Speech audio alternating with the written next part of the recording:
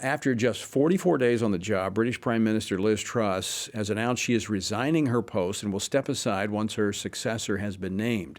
Her time as Prime Minister, the shortest in British history. To say her time was even more tumultuous than that of her predecessor, Boris Johnson, would be a nice way of putting it. Peter Mcilvenna, who works in the U.K. House of Lords, he's here in person, in studio, and he reacts. Peter, welcome to Washington Watch. It's wonderful to be here. Thank you, Tony. I expect you weren't anticipating this news when you came across the pond to the U.S. I wasn't. I just arrived yesterday and certainly was not expecting this. I expected her to last certainly until the end of the year, although there was a lot of pressure for her to step down, and she's succumbed to that. Now, it was driven kind of by the markets going down because of the budget, I think, that she put forward. You've been here. I think this is your fourth trip to the U.S. this year, right? So you're here a lot.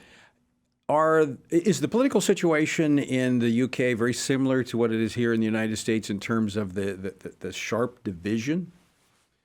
We actually don't. It's very different. We have at the moment a Conservative Party which is slightly to the right of centre. We have a Labour Party which is slightly to the left of centre, but there's very little distinguishing them both. When you listen to the leader of the Labour Party on the left and when you listen to most leaders of the Conservative Party on the right, you actually wouldn't necessarily know who you're speaking to.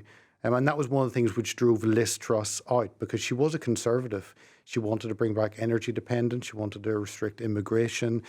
She wanted to lower taxes. There were a whole load of ideas she came up with, and it wasn't allowed to happen. So if you have this party that's kind of, they all talk alike, do they legislate alike? They do. The legislation generally has been very alike. We don't have any different fiscal policy in them. We have a policy of certainly censorship, restricted freedom of speech, the concern that if you say something that's offensive, that's the worst thing ever. Now, where do the parties line up on that issue? Oh, they both want censorship. So we have the online safety bill coming through, which has been 5 years in the making, that will restrict anything that's said online if it could or may or does cause offence. An offence is subjective. Oh, yeah. So it means you can't say anything online if that goes through. Yeah, and that has the support of both parties? Both parties. There are, out of 650 MPs, there may be 15 that are against it. Wow. That's to me, that's a defining issue. If you're on the wrong side of the freedom of speech, to me, you're on the left side of the political equation. Yes, they talk about censorship and they talk about safety and protection.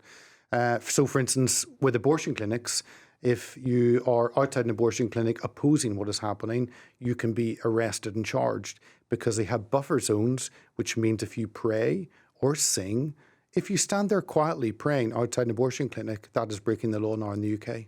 Now, this is really your bread and butter focus, is on the freedom of speech. In addition to working in the House of Lords, you also head up an organization that is focused on the freedom of speech.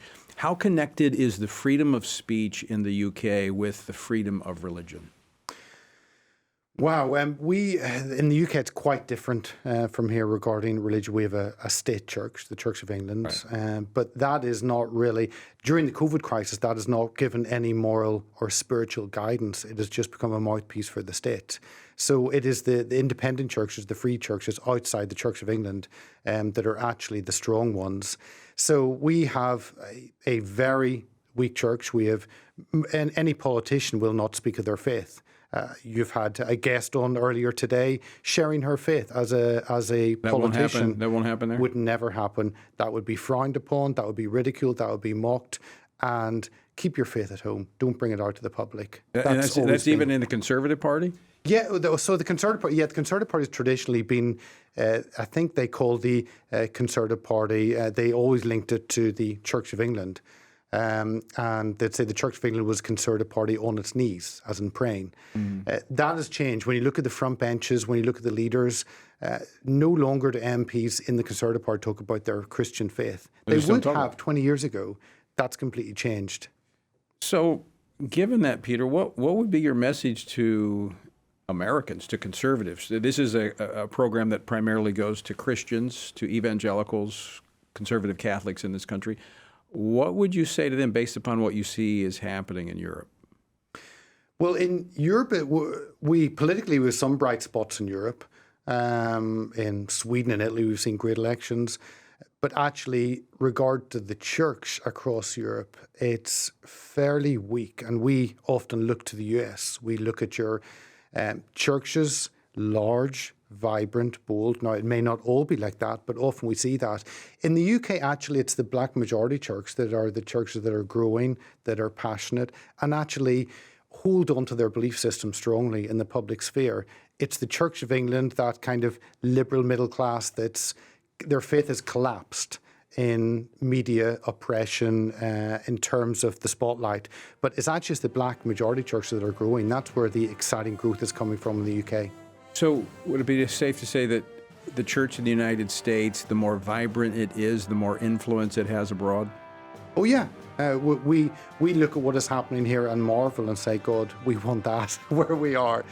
We want that boldness, that public engagement, and that confidence to share your faith, because we don't have that confidence, which means we'll not touch on this, but we have the rise of Islam in the UK because that displays confidence where the church displays weakness.